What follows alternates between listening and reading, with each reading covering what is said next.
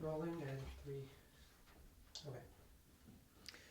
Mr. Wargon, from the Schlieben ammunitions labor camp, you were put on a death march. Can you tell me where? And Yeah. Okay, they divided separate groups. That was with this. My group went. They have to. They put on two big wagons with horses. They put on the food. What is mostly for them, but okay. And we marched.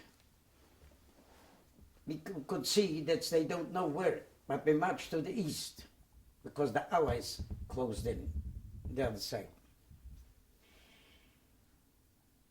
We marched 1 day, 2 days, 3 days. From people start falling. They were shot and buried in the fields and in the woods. What we went through, a big amount from ours was I don't know exactly how many people, but it was quite a few.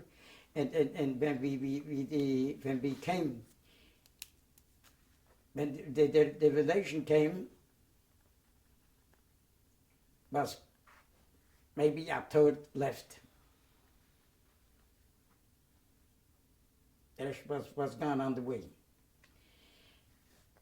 The night, overnight, usually they put us in farms, in farms. What the farmers had, the shacks there, put us on. We lay on the floor. There's no garrison. And before we had to dig out every night a hole. If somebody has to go out, the sentry went with him and brought him back to the camp, to the barrack. The night from the 7th and the 8th, according with, they were always on the radio calling this, we saw that they don't know what to do with us.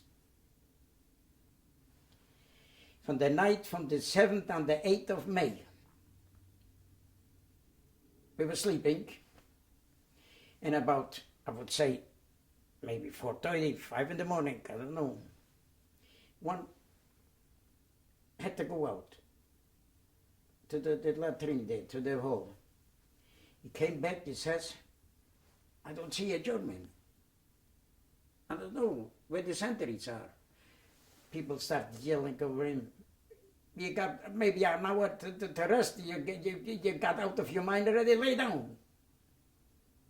He was afraid. He lay down. A little later, another one came out with the same story. They would start creeping, getting up, and looking to the walls of this, and no solids. Don't see a German anymore. Open the doors, we start getting out. It start getting light there. So we were in a valley, and a little town was higher up. So we saw on the windows from the villas, single houses, from the windows hanging out white sheets. This we knew, white sheets means they're giving up. But we were scared. We started walking to the houses. What we looked for? Food. To get anything to eat. That's what we looked for. We knocked on the doors. Dead. Nobody answered. One answered, one Goya answered, and threw out some bread, and then a whole bunch fell on it. Until 12 o'clock, we were the bosses. Yeah? We were the bosses in this little town. We could burn down this little town from one end to another. Nobody was it. The Germans disappeared, and the Russians didn't show up.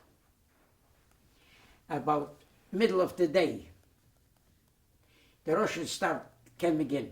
I never saw masses like this, from all sides, with the roads and with the fields, with the, and the tens of thousands. Messages came. Artillery pieces and trucks and jeeps, any piece was. And they stopped in this little town for a rest. We in the striped suits walked around them, and I must say one thing. Stalin, it wasn't a Jew lover.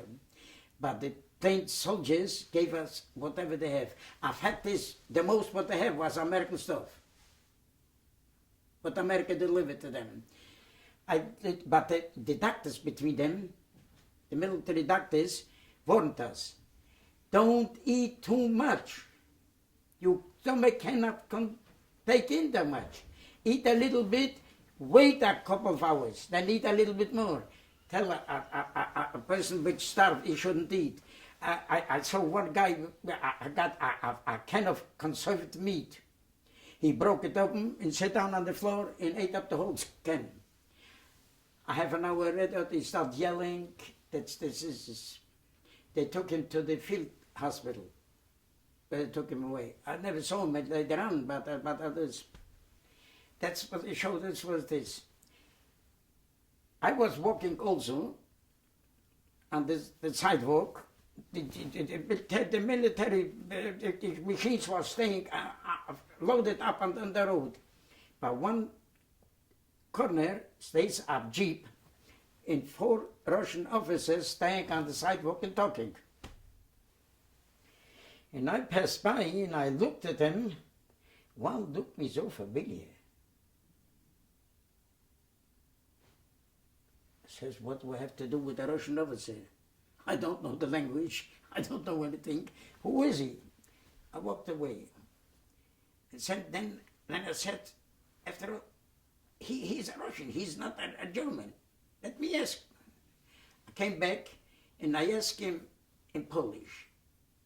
I didn't know he just say German, but Polish and German, all the Slavic with the languages can understand one another. I asked him, you familiar, who are you? Did you ever heard a Russian course? You never heard it. It took 3 minutes. But with the whole, I knew he not blessing me. But the whole Megillah, he gave me this. I thought to myself, and I walked away. I walked away a half an hour. I hear him yelling, hey, Paji Suda, come over here. I came back and he started speaking Polish. All of a sudden. No co, nie poznajesz mi? What is it? You don't recognize me? I says, no. In Polish, I answered in Polish. You look familiar, but I don't know who you are. He took off the hat. He get a geschraf Yiddish. Yitzchok, du kennst mich nicht? He went with me, Heide. But the problem with him is, he was for a religious, on the Heide, everyone went, period, before the war. Even from the secular. They wanted to know. But when they came 12, 13 years old, the economy was very tough. They have to go learn a trade and help out in the Panusa. So after them I lost him. I never saw him after that for years. I was in the yeshiva, he was working at this, I don't know. Oh boy, he fell on me and we started kissing. Looked to me, look, how old do you look? I says, I just got out from this hell. I haven't got anything. He says, okay. In Russian, he told the officers who I am. They left one Russian by the jeep and 2 with him and took me along. Come on. Went to a house, knocked on the door, dead. He said to me, they're inside, don't worry. They're afraid to open. One Russian officer was carrying a machine gun. You never saw in that time a machine gun, a Russian, somebody say, probably weighed about 25 pounds. In the middle was a big thing for the bullets, a heavy thing. He hanged me up, and he told him on the Russian, he should tell me that I shouldn't stay like this by the door and not let anybody out. Just this. And he explained me, I said, are you crazy? I'm going to kill myself. What do I do with this? What am I do with that? He says, oh, he took off this bullets. Now you're not going to kill you that. You don't put away the bullets. That's it. You don't have bullets anymore. But stay and don't let anybody. In Europe, the shutters are not like inside, but wooden shutters outside by the houses. They broke off the shutters and start creeping in, broke the window and start creeping in. So a German opened the doors. When he saw me staying with this, he ran right in. I heard him yelling after that. They beat him up. Enough. Opened the door and threw him out, bloody, threw him out, about 3-4 from the house. Opened the doors, come on. Opened all the closets, get dressed. I took off this shabis and I took on a suit, a little too big for me, and a white shirt with a tie. And I went over to the mirror and I looked, I didn't know who it is. I didn't recognize myself, I'll tell you. He says, what are they going to do now? I says, I'm going to go home. He says, you don't have what to go home. I passed already Radomsko. Nobody's left. This is the first time what I heard. They killed everybody but they went through already the death camps before, and they saw already what it is. They burned the body, they killed it, they gassed him, they burned the body, nothing is left. I says, maybe somebody's coming, but where I'm going to go? I have to go back. I don't know what to do. He says, okay, who is going to feed you? The Poles are not going to feed you, the Poles are going to kill you. They're the same antisemite. Wait, I will tell you something what you're going to do if you want to go. I can't hold you back, but I will tell you. He took off 2 leather valises on the shelves and packed down everything from the clothing. Stipped it in full and closed it up. He says, if you're going to come to Poland with this and go out on the market, you're going to have money. There's gold there. Said, but how am I going to go with this? Said, wait. Military, this was still in Czechoslovakia, was this. You know what I mean? Czechoslovakia. The Russian army fought back Czech and Poland at the border. This was far from the Polish border. Says, about an hour and a half with the truck went. So he says, he stopped a truck, a military truck, but they went forth and back to Poland. He says, take him along and drop him off by a station, by a train station, drop him off. He gave me a few dollars, a few zlotys. You will have to buy a ticket and don't go to Radomsko, because nobody's there. Go to Częstochowa. There, Częstochowa, Radomsko also was liberated months before already. There is at the hill there, back, and they got organized already. They got the people from the Hassak, from the others too, got from Częstochowa, got the apartments back. They're living already normally, and wherever they come, you're going to go to the hilly places. Whoever comes, they got lists. Each one writes down his name. And you come, you're reading to this, you will see, or you find somebody from the Radomsk, or somebody which you know. Yeah, I'm sure you're going to find somebody there. Because in Częstochowa was a Radomsk a lot. That's what's happened. Put me on the truck. Helped me around with kids. I asked, he says, what are you going to do? We go still on Prague, the capital from Czechoslovakia. There it's the last stand from the Germans. We have liquidate him, then he'll be free. I came Katowice, Overschlesen.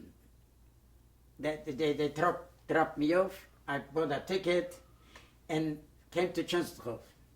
Came to Częstochow, found out where the Yiddish Kehillas is, walked up there, and on the list I started looking for names. And I found there a name Schlarczyk. Schlarczyk was Machtunemarer. Know what I mean? One son from them was my uncle. Was married to my mother's sister. So I have already an address where to go. I got them, then they took me in like, a brother and two sisters survived there. And they have their, an apartment already. They lived in Radomsko before, but they smuggled before in the ghetto to Częstochow. And he took him into the Hassak to work. But he lived before the work. And he was married there and he lived in Częstochow. So they got a woning with a big woning back. They took me in like an eigenem. And people start coming back, this one. Then he said to me, listen, we're going to go to Radomsk. You got your Zaidi's house, your grandfather's house there. You're going to take over this house. Then it took he led me, because he knew his parents' house he took over already.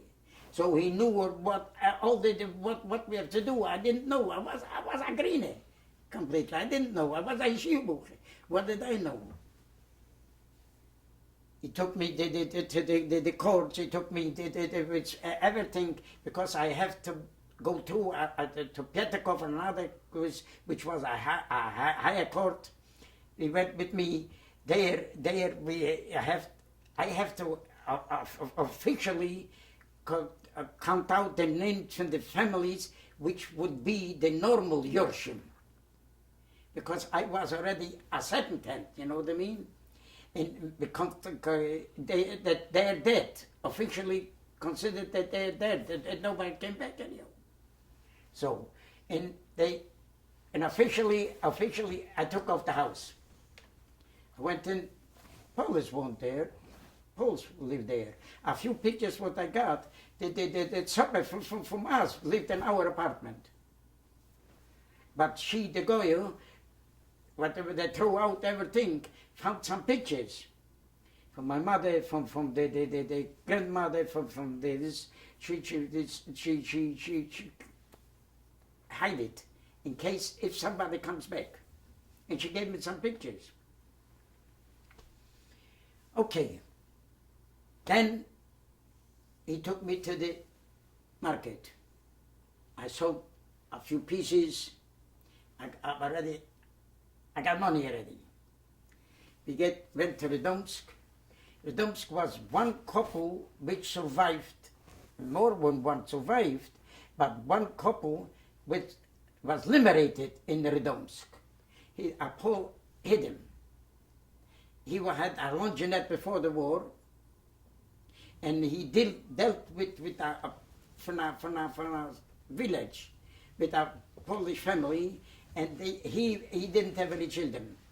Moshe Janecki was his name, and her name was Sura, and their Polak saved them up in this village, hid him in this village, and they were liberated there.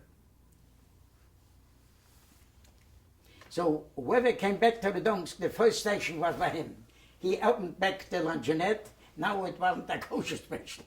Now for the Russian soldiers, ate mostly there.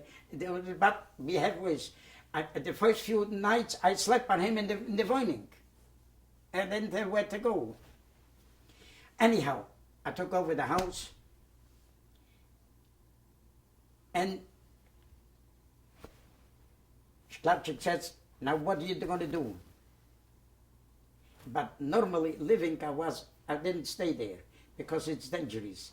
because they start shooting the people that came back to take out the houses. So don't take a chance. In Chasidic was more Jews already. It was more. Only one. What they can do is deal on the. You don't have a trade. Deal on the black market. And the biggest black market, he says, is in Berlin, in the capital from Germany. In Berlin, between the rubbles and the Alexanderplatz, this was the most famous place in the center from Berlin. There is the black market now. So how do I come there? Buchenwald said, don't worry about it, how you come there. You're not the first one. He got a hold of a Russian officer which went to Berlin, a Jew. You know what you have to give him? A Fläschelbrochen, a bottle of vodka, and a pack of American cigarettes. That's all. That's all what you have to give him. And he says, okay, I'll take you along. Because one express train ran from Berlin to Moscow. No civilian was allowed to go on this. Was at the beginning after the war. Only military. Because it running to military fort and back, you know what I mean, was this. Changing what was this. He took me to Poznan, which was Polish after the First World War. It was to Poznan. And he took me, the train stopped when it came to go to, from Moscow to Berlin, stopped in this state. They got 2 or 3 stops in Poland. No more. One stop was in Poznan, and this was approximately for 2 hours, approximately, I don't know exactly, into Germany. There, between those two, was 2 stations which controlled the first Polish border, and then the NKVD, or the KGB now. But at that time they called it the NKVD, the Russian countries. For the Polish, we don't worry at all. They're not even go near to us. But the NKVD, we have to watch a little bit, said, because you're not allowed to be here. The fact is, he was in uniform, and he was a Chanel, what they call a coat, a military coat. He gave me the military coat, put it on me, and with the strap, and told me to lay down on 2 seats. In case if they come in, you're sleeping. They're not going to bother you. You cover yourself up with the coat. That's it. They're not going to bother you. But a lot of time, they're not coming in at all. They're only asking. That's what had happened. It became to the Russian border, the German border, when the Russian got the control, he was laying in the window.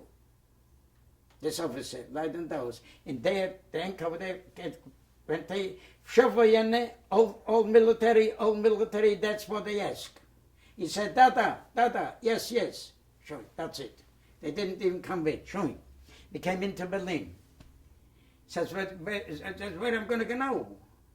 After put away, I took a lot of food, says, where I'm going to go now? Come on. He took me, I should see the Germans today the way I see out on them. Yeah? That low they were laying, especially in the Russian zone. They were so afraid that they had to pick up their heads. The center was completely destroyed. And Reichstag, the ganze completely destroyed, rubble from all sides, mountains of rubbles. The suburbs were still mostly intact. From bombardment, I mean. Took me to the suburbs, knocked in a German house. German opens up, he says, he is a Yevray. I explain him in Yiddish, because he also know, but he didn't speak too much Yiddish. I expect him in Deutsch, in German, that I'm a Jew and I need a place here. Ja, freilich, rather they were happy to have me. I was the cover for the Russians, but for him. And this was my place. I was about 5 times smuggled from Portenbeck from Poland to Berlin with the black market business. Until the Cold War stopped, came out in the end of 45. They were stopped already in Berlin. I said, I'm not going back anymore. If not, I'm not going to get out. Because the Russians cut off the borders already. But in Berlin, took the schmattes, whatever I brought, to me, and no, the schmattes I sold in Poland. But what I brought, what I bought in Poland, my business, what was, I had to buy the military, the Allied had special marks. The Germans got their old marks. The Allies got the Allied marks, special marks. If an American soldier sent home that marks what he got is for each mark. Here the family could go in the bank and take in the got $1.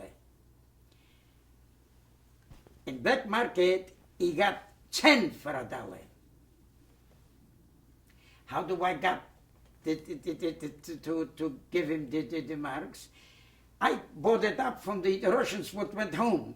And but there, the marks could throw in the toilet. In Russian, there wasn't worth nothing. They were glad to get rid of it. And then I get the chervonces, the rubles. They need the rubles. So I got the marks, I brought them to Berlin. I'm telling you, it was a business, that's it.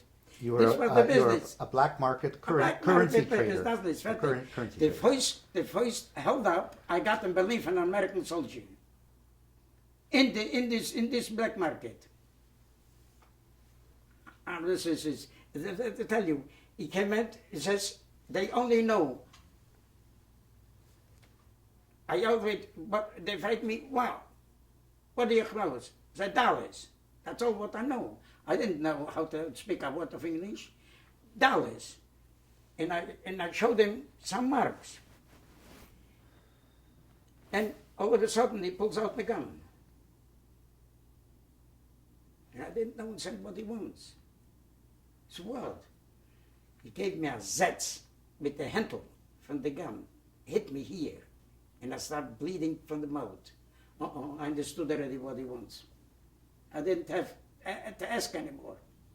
He put on the hand in the ear and took out 3,000 marks. I got accumulated already from the schmattes. I got more with me, but this I got. He took it away, and then he said in English, like, stay here, don't move. And he went out on the road. When he went about, I would say 100 meters from me, I started moving. I started moving after him. He stopped a military truck, with which he jumped up on the truck and gone.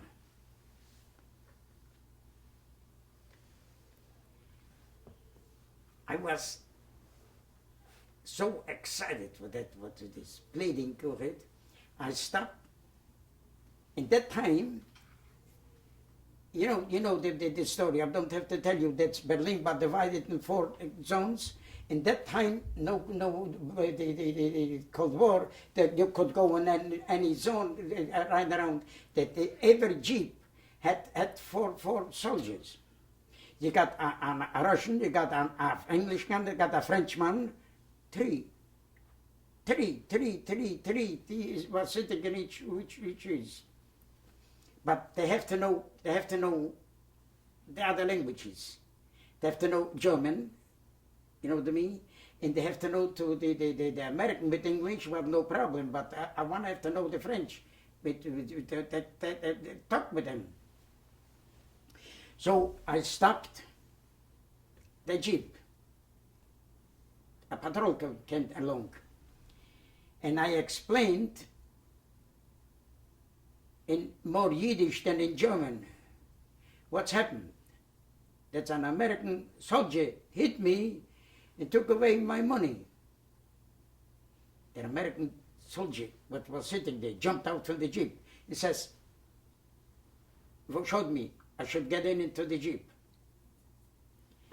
And I said, no good. I got another 3,000 strapped here to the leg.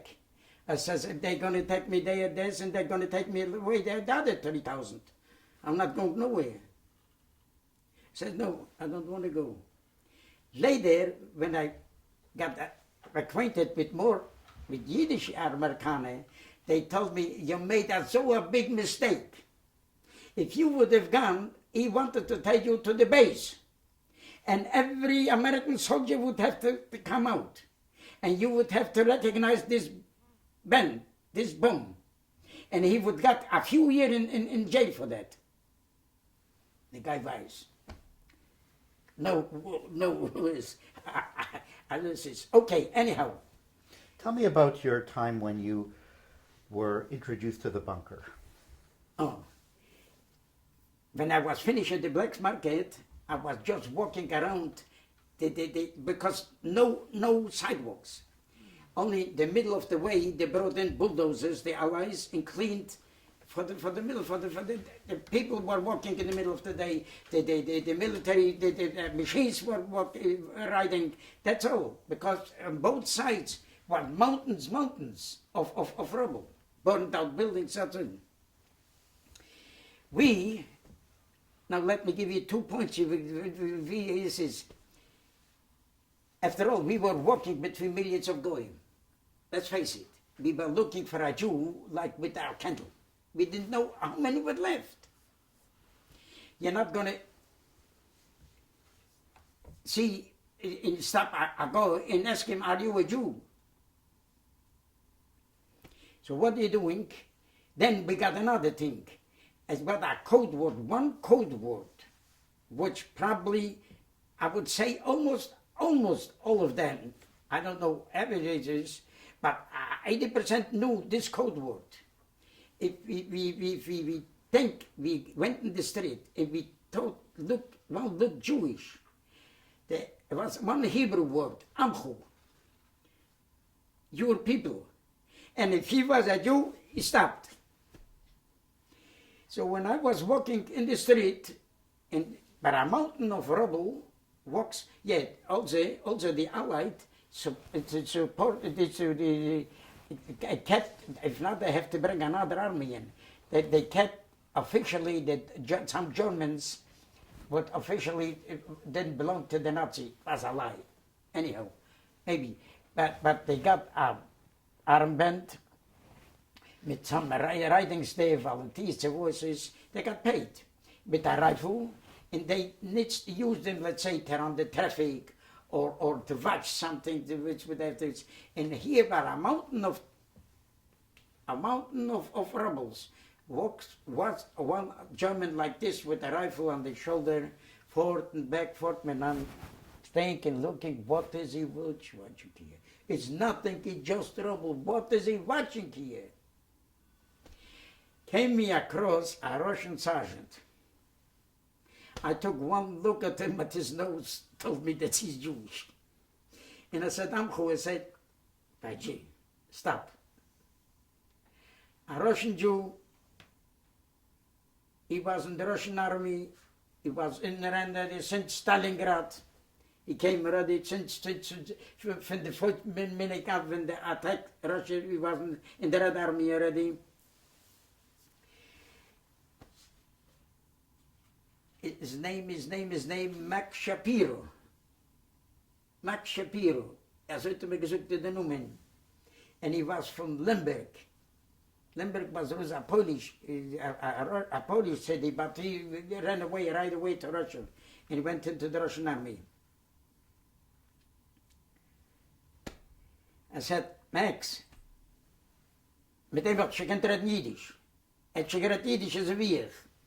He spoke Jewish the same like me. He says, Max, tell me one thing. This Yeku here, the Germans we call the Yekis. That's we call them. This Yeku, what is he watching here? It's nothing here, it's just rubble. He says, Yitzchok, for you it's very important to know what he's watching here. He says, what is it? Do you know what underground here is? What? That's Hitler's bunker there. Oh yeah, I heard this. It says, Max, how do I come down there? Hold it, he said, hold it. Down there, he can't explain me. Down there is a Russian command post. We got a captain down there. No civilians allowed to go down there. I'm the second tent. In Russian it says, I'm the naslednik. That means the second tent from I learned a little Russian also at that time there. I'm not allowed to take you down. That the official is coming, the header is coming from the captain. But wait. 12 o'clock, he comes from the center, from the central, on the main of this HIAS, he comes for lunch. He says he's a good Chinese. He's a good guy. I'm going to ask him for permission. I'm sure he will let you go down. I lighted it up. Yeah, this was about 11 o'clock. I was staying with him. He stayed with me for an hour and told me everything what he went through in the door. This is exactly 12 o'clock. Came a caravan. I remember there was 7, 8, 9 jeeps full with officers. American officers and English officers and French officers and the Russian officers, all what came, he brought them for lunch. And the Allied officers wanted to see Hitler's bunker also. They're always interested to see him. And they jumped down from the jeeps, women also. Women officers was also there between them. Jumped down from this. The Max saluted the captain, Tovarish Kapitan, because in the Russian is no such thing like sir.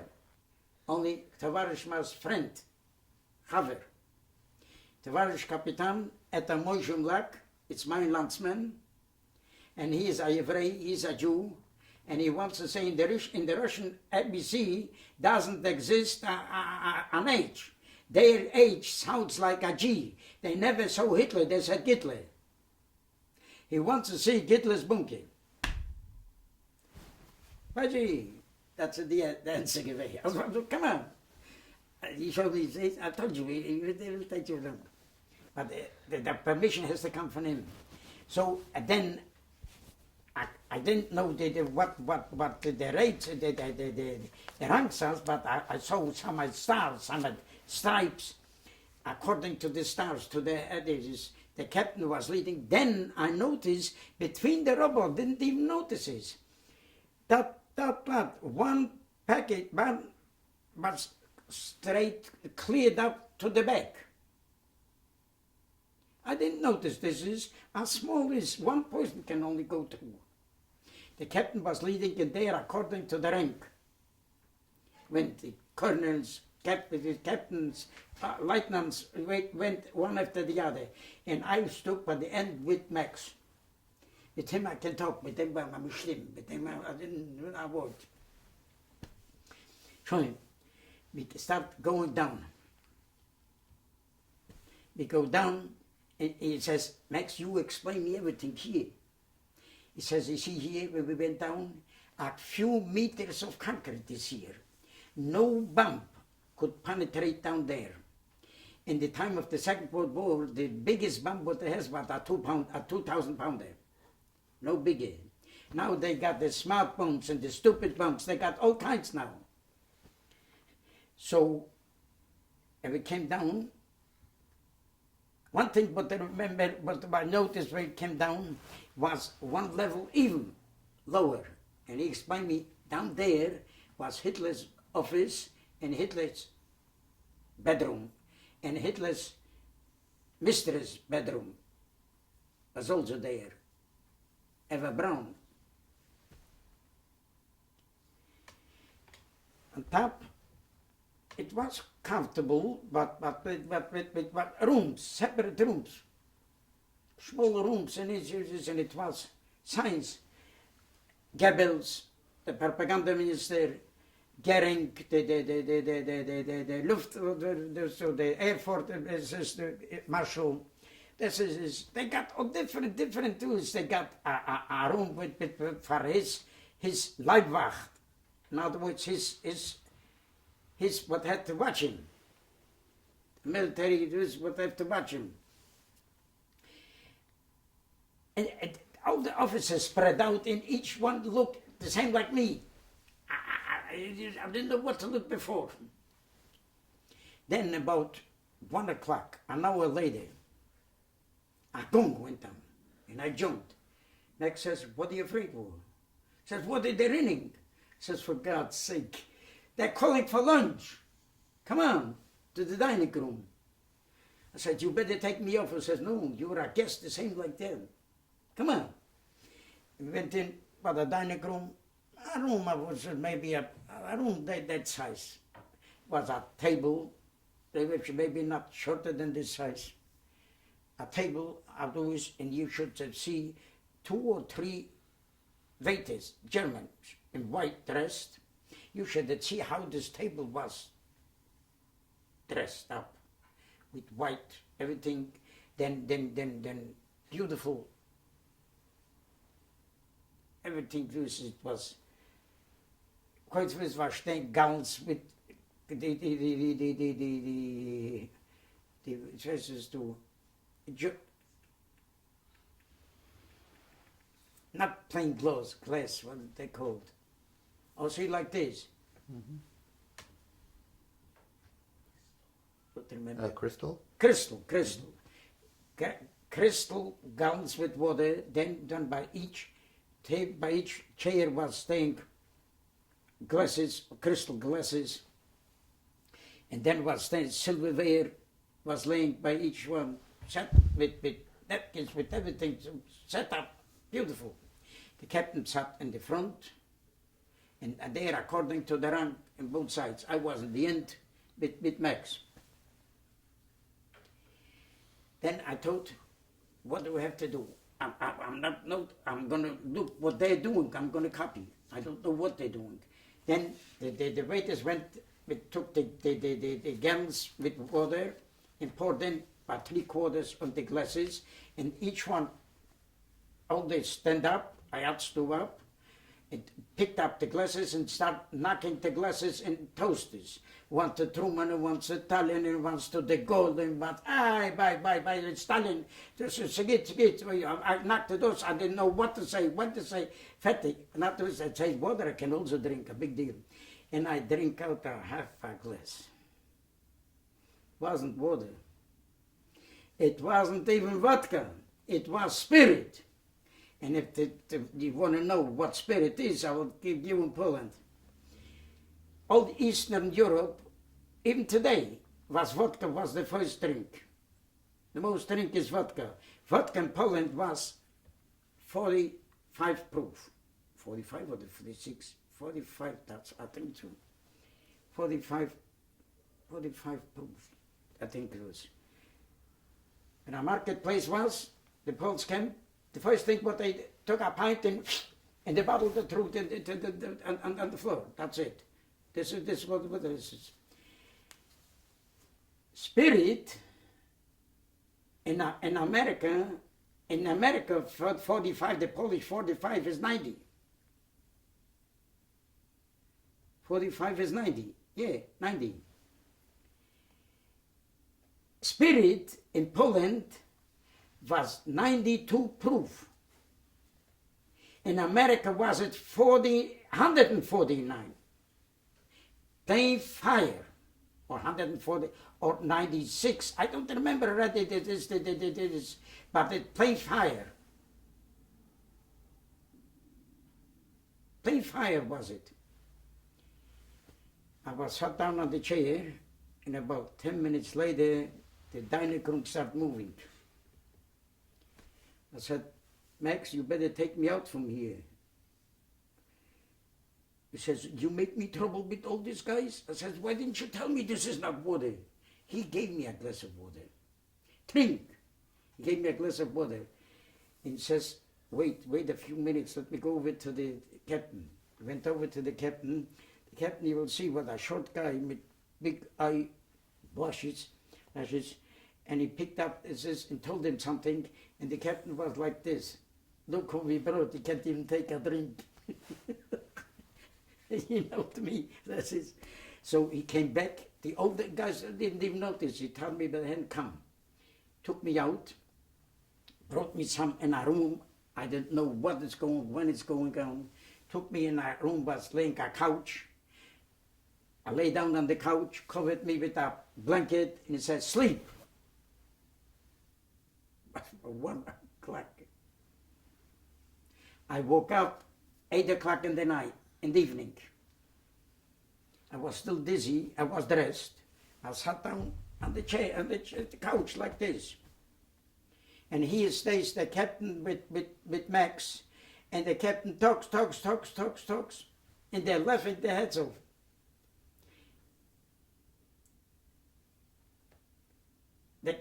Moshe asked me, did you understand what he says? I said, I don't understand one word what he says.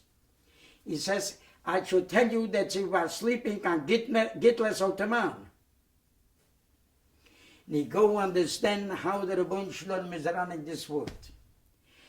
2 months before I was in Gehenim, I didn't expect to get out alive, and now I'm in the lion's den and laying on his couch. Now how can you understand this?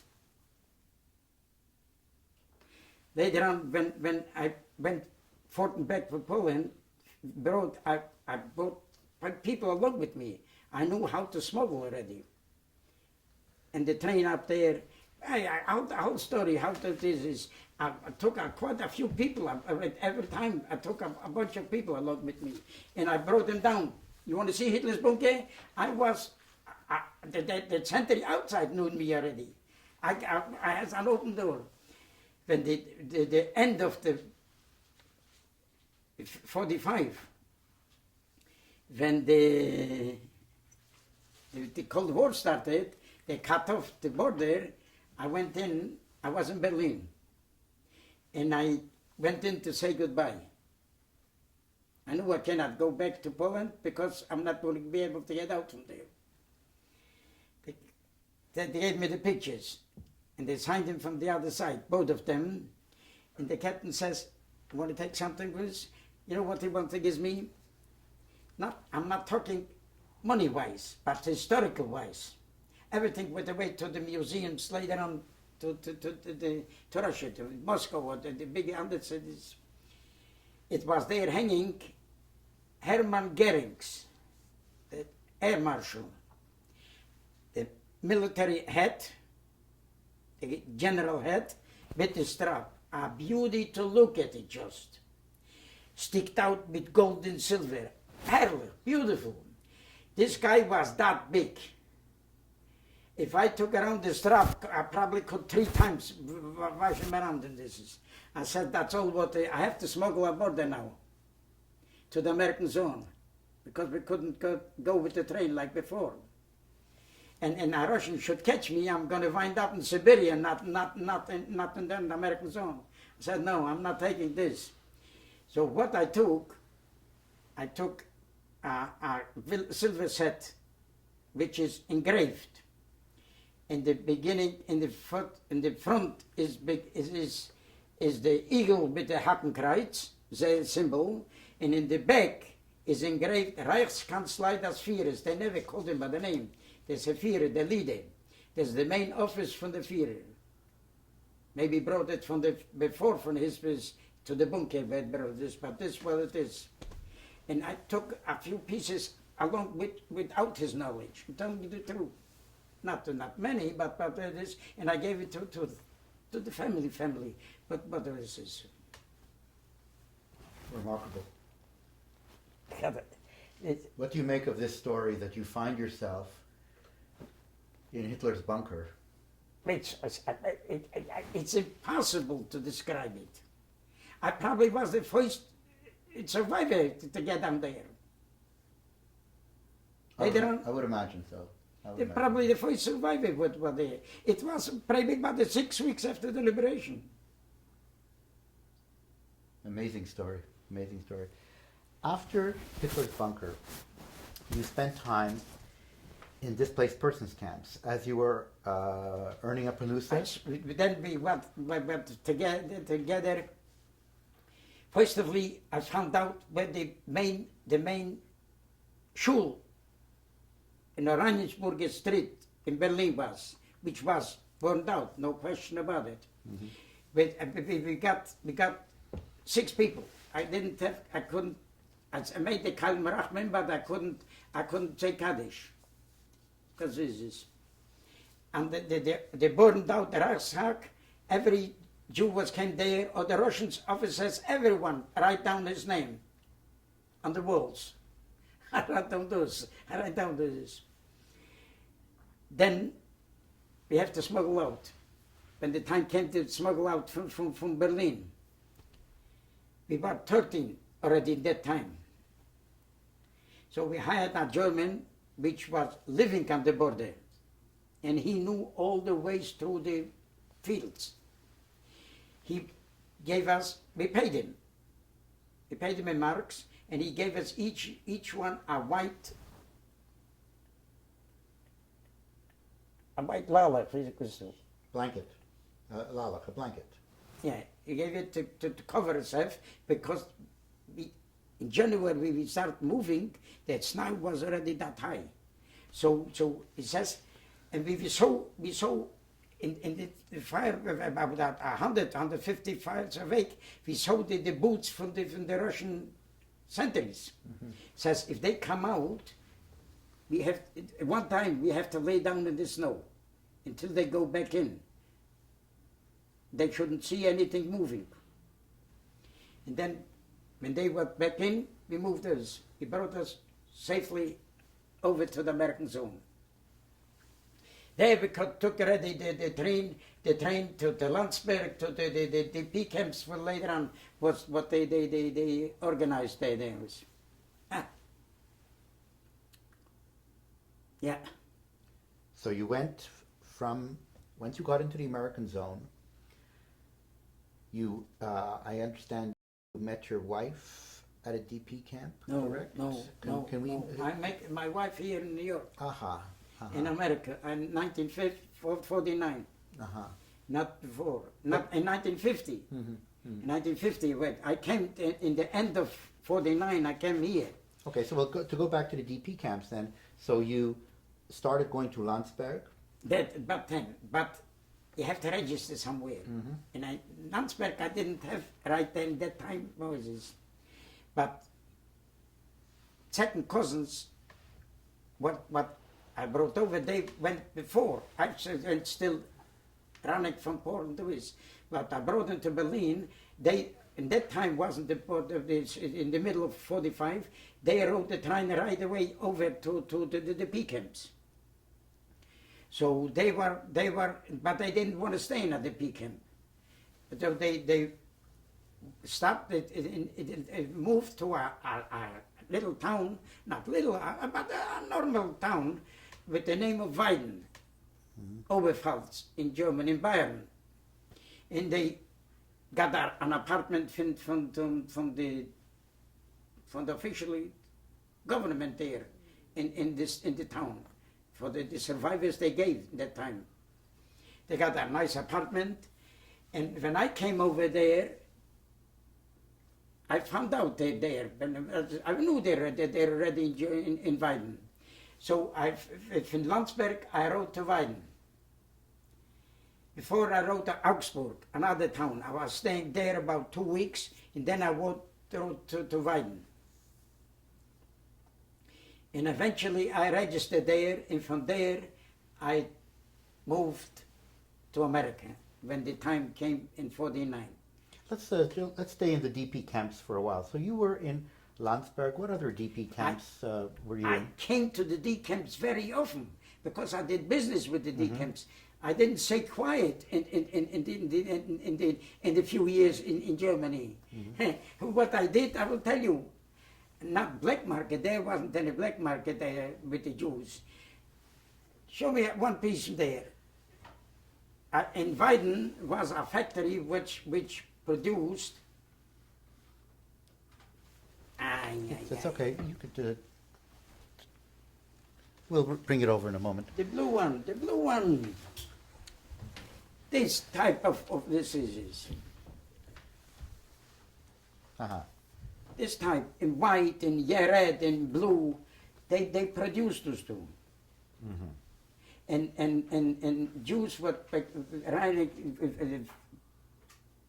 moved further to the before 1948 starting to go. Jews bought these things, and they did pea camps. Whatever that's a lot of Jews make business with cigarettes, with everything. So they got money. So they bought all kinds of these types. So, is the DP camps you were in Landsberg? Were you in other DP camps like Frauenwald, Feldefing, or were you? Which DP camps did you do your black marketing work in? I didn't. In Billy camps in Stuka black market, they have their stands where we officially Regular, yes. officially dealing. They paid me. I brought it from the factory with the train from Weiden to München. I see. In München, in München was in a suburb from München, Freimann was also the big camp. And there I got some people which I knew, which had a stand, and they bought it and they sold to people which moved to America. Tell me about what you saw in the DP camps, the Yiddish life that you saw in the DP camps, for example in Landsberg. And the DP camp, it was. And the DP camps was already a Jewish life, more of, yeah. It was, the Rabbunim was what is, but before they were slaves, but now they were Rabbunim from before the war, but they survived.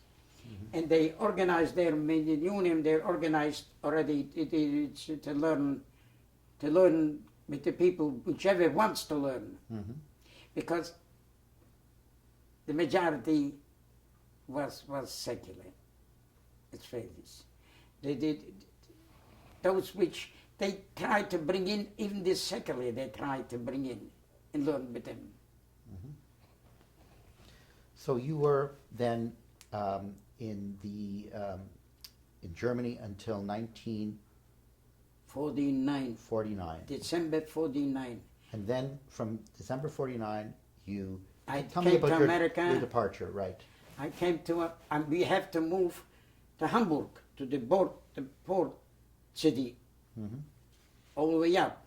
And Bayern was on the other end from Germany. But with the train we do this. When we got there officially, that's where we did the exit visas. But we got, before we have to go to the American consul there, and we got the visas, everything officially.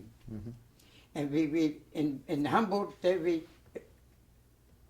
ships, we came with military ships. My ship, what I came was Lord Taylor, I think. Lord Taylor was the ship. The name from the ship. From some probably which was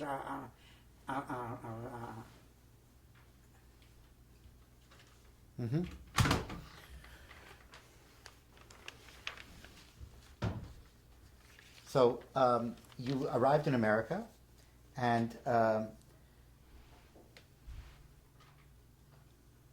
then you, when you arrived in America, tell me a little bit about your arrival in America.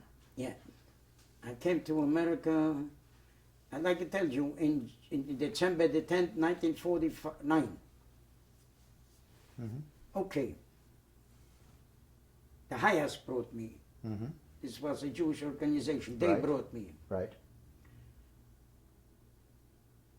And they, in the first 3 months, they paid the a place where to live. They gave me $8 a month for a room, for a ramuna, for an old lady in Clinton Street in New York. And they gave me a certain outfit for food. Right. That's it. That's what they did. And I wanted to learn something. I didn't like to go to be on welfare. So what are you doing? I was a yeshiva. I didn't know anything. I got a friend here from my town, which came a year before, and he worked in a ladies' hat factory, which produced ladies' hats. He said, I can take you up, but you have to know something. He says, do you know how to operate an electric machine? Look at him, crazy. What? I'm not even a normal machine, not an electric machine. What do I know of a machine? Nothing. He says, look what we're going to do. Look what we're going to do, he says. Took me down in Manhattan, the 37th Street was the center from the Millennium line. And we hired a machine, a special machine, for work for hats, with a stand, and I schlepped this over to my room. Schlepped this over, and he mounted the machine. They mounted the head to the machine, to the stand, with that is. And I have to know one thing. When I put, here was the lever from the electricity. If I push the lever, the machine started running.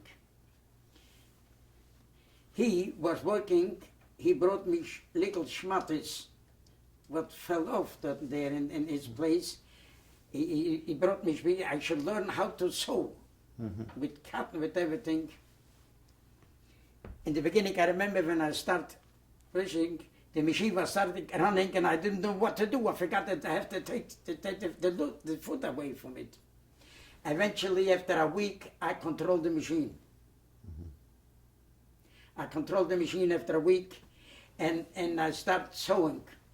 You learned the trade. Oh yeah, I learned the trade. After 4 weeks, I says, in the middle line was two seasons. It was a winter season, was a summer season. Okay, different materials they work.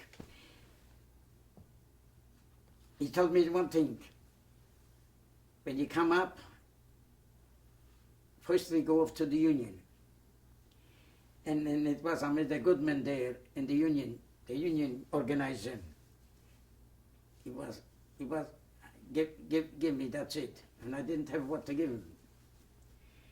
But he taught me, this friend taught me before, wherever he sends you, if I don't remember what season it was just that time, say that you were working the other season, not in this season. Now, when did you meet your wife? I'm curious to know when you met your wife. Oh, I met my wife in 1951. And your wife was also a survivor. Oh, and she was, and what survivor? She was in Auschwitz, she was in Bergen-Belsen, she was in Majdanek, she was the toughest ones. And your wife lost her whole family in the war as well? She survived with a brother, with one brother she had. And so you then made a family. You married in New York and you made a family. I married in 51, on October 51 I married. And he was born in 52. Your son was born in 52. That's it. And your That's son, it. and your son's name is Moshe David. I'm after my father. That's so it. Moshe David. Yeah, and his daughter is after my mother. Wonderful. Mr. Wargon, I want to thank you very much for the interview, and this was a fascinating interview with a fascinating interview with remarkable stories. And I want to thank you very much for your time today. Now what we're going to do... I would thank you for wasn't to listen. Thank you, and then we're going to take a look at some photographs right now. Yeah, okay. Please. Thank you. Okay. I just wanted to push it. I think No, I understand that. I understand that. But Okay. it's our young people, old people. we're coming. Ready to go? Hold Okay, Rabbi Yitzchok, we're going to go back just for a moment to the bunker story, and we have here some of the things that you took from the bunker. If you just want to show for the camera and for the oilum the things you took from Hitler's bunker, and then we have some pictures as well that you could explain to us. It's all yours. I will start it with this.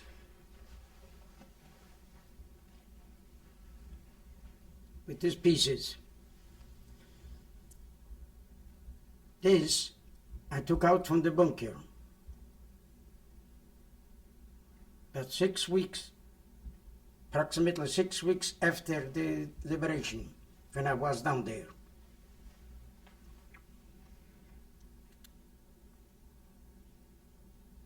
And what it shows here is the front has the eagle with the Hakenkreuz. The back has the Kanzler from the Führer, the main office from the Führer.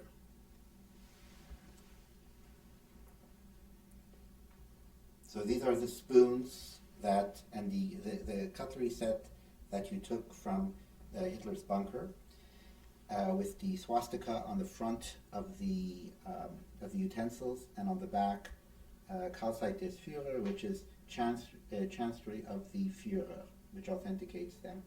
And you have some images back there. We start here on the left. If you want to just look at some of these. Normally, it said that 6 weeks after this is the beginning. I took it really out when I said goodbye. When it should be correspond one with another. Yeah, I don't think that's so important. That's not. I understand. No, it's that you took them from the. Okay, yeah. that's it. So then we're going to start with the pictures. I'm going to go with the pictures. Here I'm staying in the front before we went down to the bunker. All around was full of rubbles, and I staying here when we went out to the bunker. This is the man, Max Shapiro, from Lemberg, which took me down there. He was the second hand from this captain. Down there was a Russian command post. Normally, a civilian wasn't supposed to go down there. But he intervened, and the captain allowed me to go down there. This is, unfortunately, here it's already ruined, but this is the Brandenburger Tor.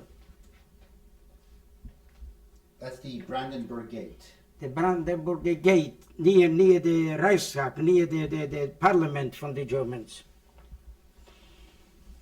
Here I'm making the Haskara, and the DP came from Landsberg in 1946. Here I'm making the Haskara in München, where I'm a tzeifer from the Kedoshim, and in the middle stays Dr. Auerbach, which was the chief from the Gehille there in München, from the Yiddish Gehille in München. So now we'll set up some of the other items.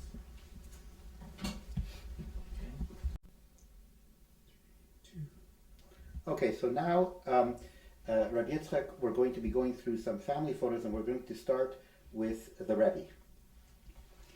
This is the picture from the last Alexander Rebbe. Rav Tzaddik Reb Yitzchok Menachem Danziger, which perished in that Treblinka in 1942.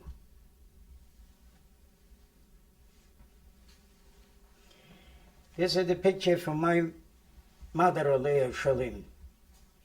Yitzchok Wargon from Haus Lieberman.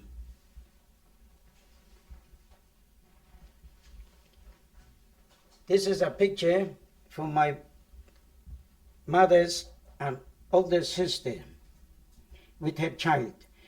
Her name is Basia, and the child's name is Devorah.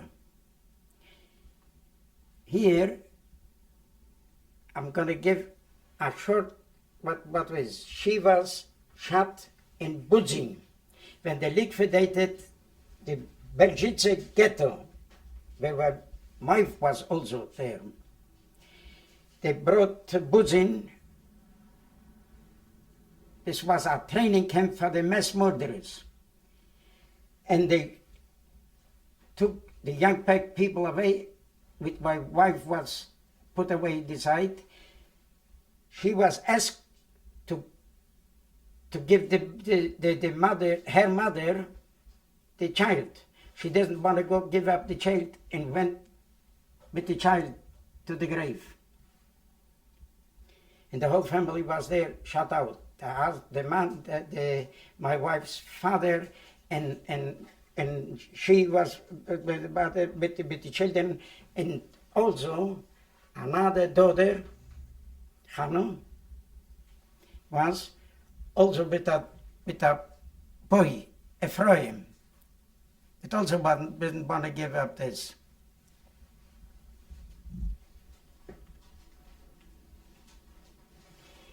Here is my grandfather's, which I will show in the next picture. The house in Radomsko. Address is Limanovskiego Street, 36. Here shows the front from the house. Here is the side from the houses, two sides. It was a site in the back also, but was destroyed already. Here, this picture shows where we went up to the attic where the bunker was built, and they were hidden there. This is my grandfather, which I knew, Rabbi Yaakov Shlomo Lieberman. Here, I'm staying by his mitzvah in 2009, when I was in Radomsko with my son. This is the top from the mitzvah. It shows here a Tilim, because he was the leader from the Chevre Tilim in Besmedrish in Radomsko. This is the official, the mitzvah with the name. Now, here is the oil from the Tzadikim, from the Radomske Chasidic dynasty. The Tver Shlomo lives here, the Chesed Lavrum lives here, and the Knesset Cheskel lives here, and then lives here also a son from Tver Shlomo also. Now, this is the inside from the oil, the Mitzavis. Naturally, it doesn't look like it looks before the war. Before the war was big Mitzavis but it looks that the stones were taken away, and the Radomske Hasidim after the war, but going there on the outside tours to Radomsk, fixed it up everything and put out so little Matzavis with the names with everything. This is the Kfurim from the Tzadikim. Rabbi Yitzchok, I would just like to ask you to give a last comment, let's Shale, on how your religious background helped you survive all this. In one word, we Jewish people cannot give up. God's help can come in one Geheres Ein Lat, wie der gekommen tellers. She says, Shem Gehere Vayin. And I saw it in my life. Because by the end, we were supposed to be with the Russians. They show us papers, but the Russian, that the Germans got an order to liquidate us. And they didn't have time to do it. Thank you very much. Thank you for your time and your interview.